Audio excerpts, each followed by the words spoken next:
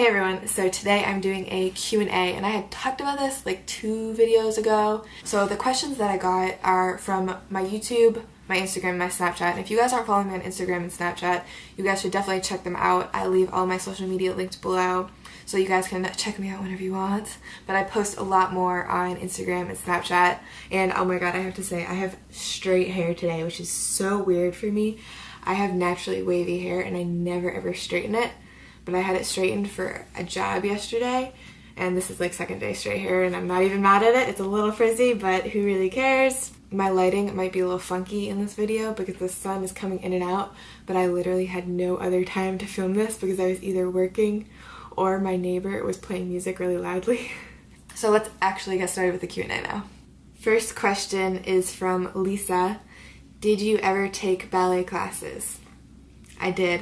I took ballet classes all through my teens. I stopped when I was 17 because I got a concussion and I ended up with post-concussive syndrome and I couldn't do any physical activity for almost a year, which led me into modeling.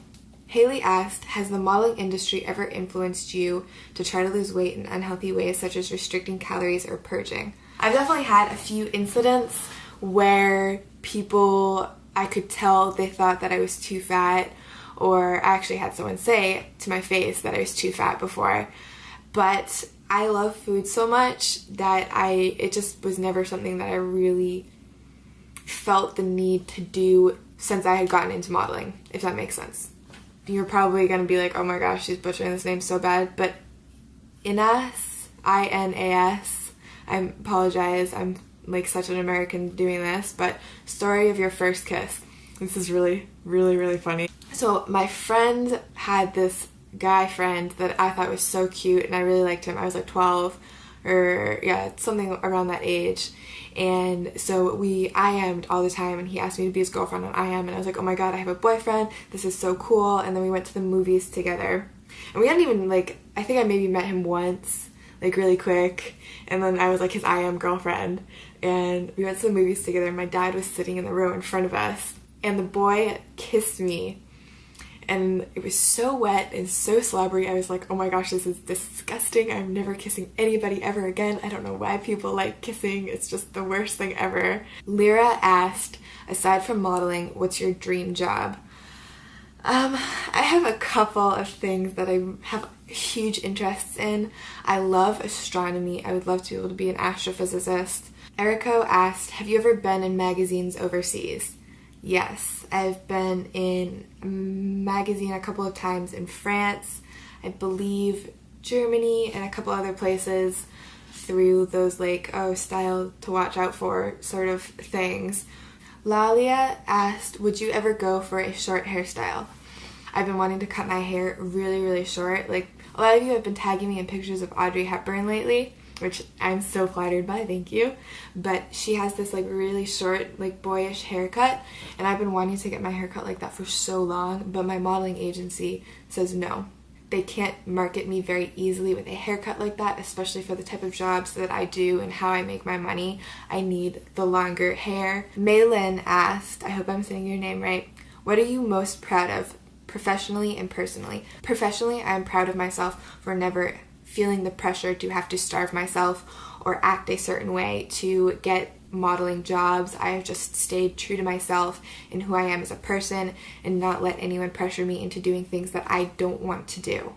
Oh, and then personally, what am I most proud of? Personally, I'm most proud of staying close with my family and keeping my few close friends. What is one place in the United States you've never been but would like to visit?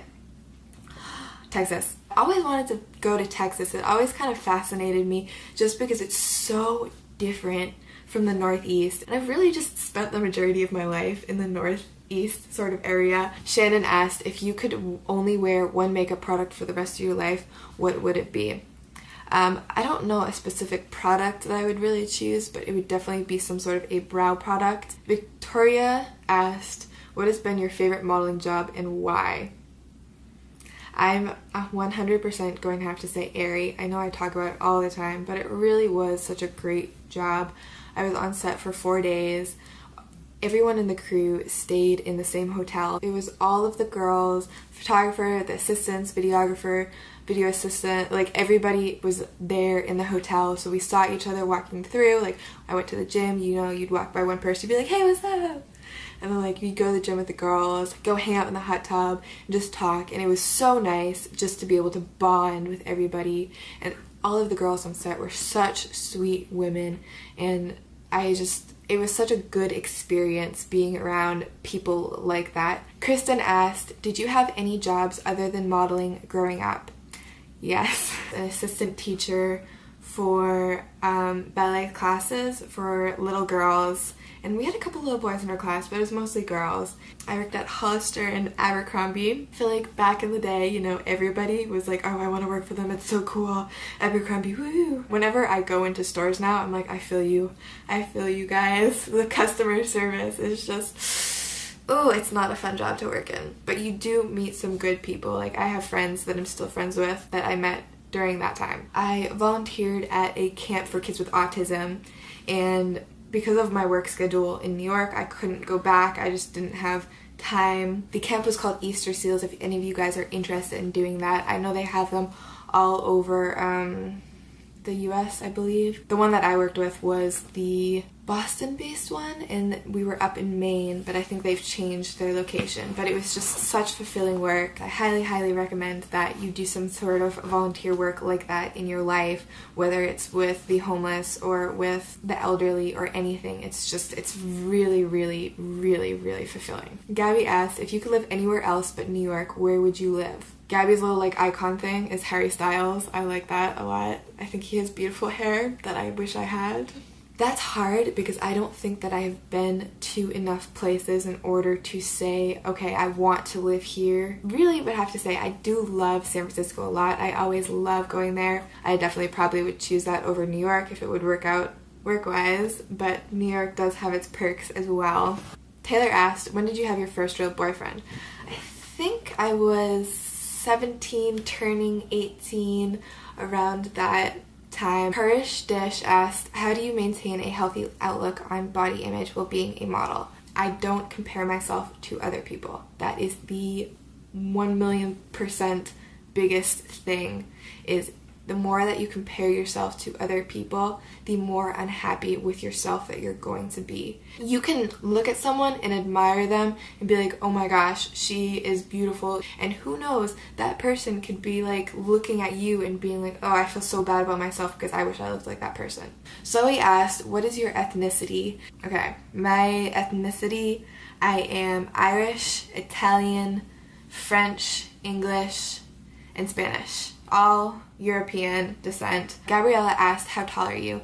I am 5'9.5". Just to put that out there, I got a lot of questions about that, but that is the official 5'9.5". X Mindset asked, what brand would be your ultimate dream campaign? Alright, I know a lot of you guys are gonna be like, oh, Victoria's Secret, because that's what she said in Eric's video. And yes, might as well shoot for the stars, but I have to say, campaign that I've always dreamed about doing was Marc Jacobs. I absolutely adore his like older ads. I don't know if he really does them like this anymore, but you know those ads where it was like girls coming out of like a bag, they're like super awkward and like sitting in the bag weird, or like sitting on a box, or just, it was like really weird, almost doll-like things, but just like really strange. I absolutely adored them. I'm not explaining them really great at all. I actually recreated it once in my bedroom when I was being really awkward in my awkward phase. And the perfume ads are absolutely gorgeous, let me just say that. Splash of Alex asked, have you ever traveled to Europe? And if yes, where?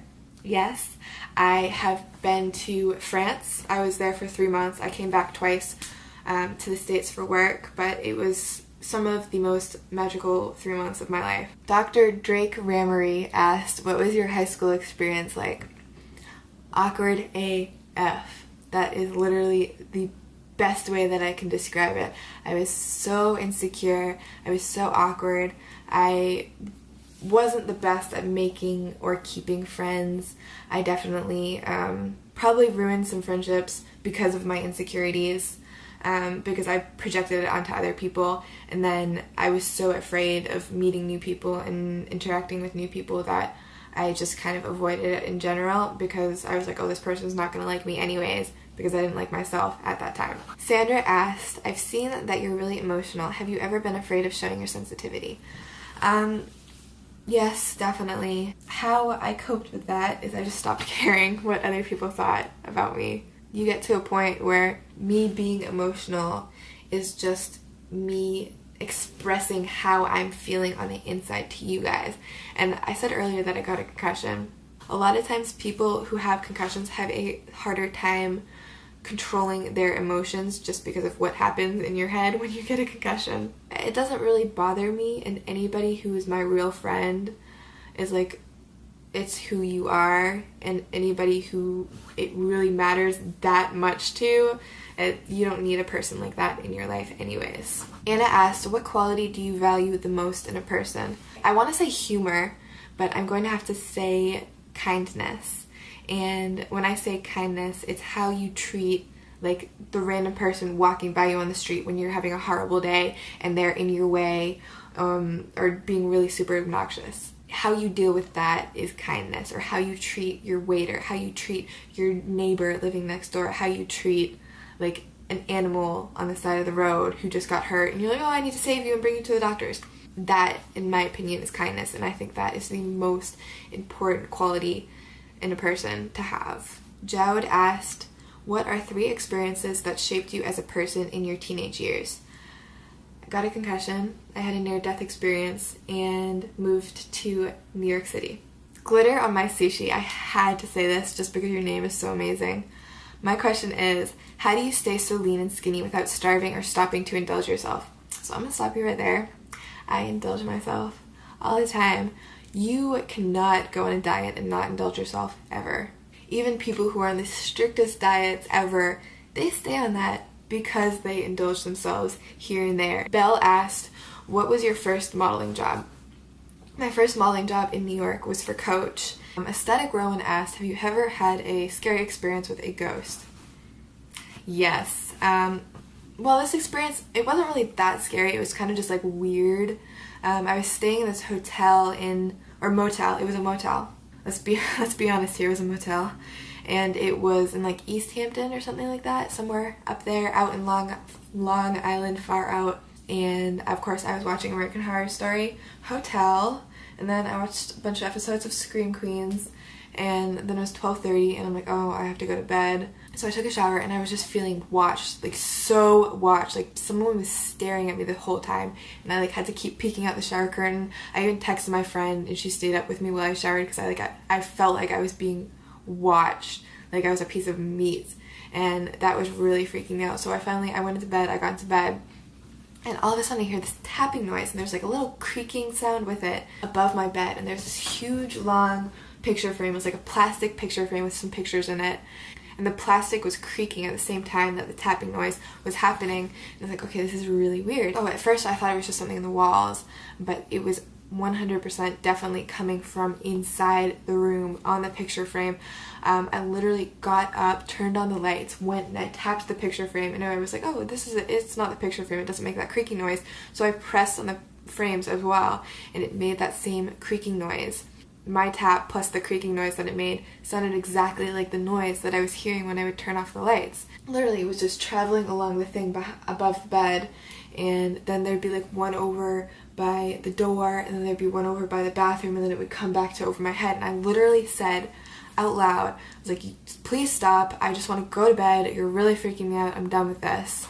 And there was a super loud, like louder than all of the other creaks and taps, right above my head, and I was like, this is scary. And then it just like, it kept creaking, and it was not quite as loud as that one, but still kind of loud. And I was like, okay, got to the point where I was pissed. I was like, I want to go to bed. I was so angry, and as I got angry, the spirit or whatever was making this creaking noise just went away, and it got like quieter and quieter and went away. So I think it was feeding off of my fear, maybe.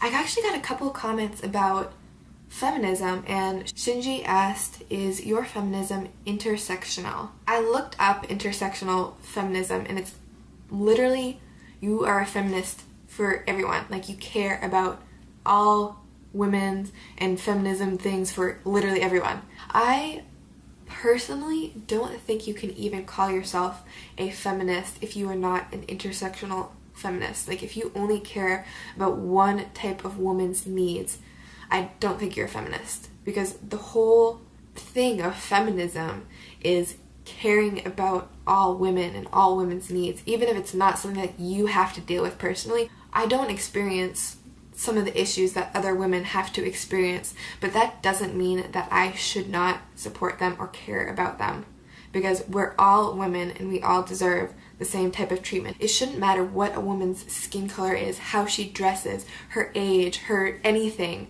As long as you're good people, I support you, and I think other people should be just as accepting of that. Not everyone is. I can't vouch for everyone, but there are good people who do care about everyone. Just putting that out there. Rami asked, did you learn French in Paris? Je parle un peu français. So no, I did not. I tried, I really did, but people would always just like try to teach me stuff and then they just talk to me in English, and I'm like, this defeats the purpose of me trying to learn from you guys. Amy asked, what's your favorite 90s cartoon / TV show? I loved The Wild Thornberrys because I had birds and I would pretend that I was Eliza and like pretend that I was talking to my birds. Banana Moon asked, how did you feel growing up with your height?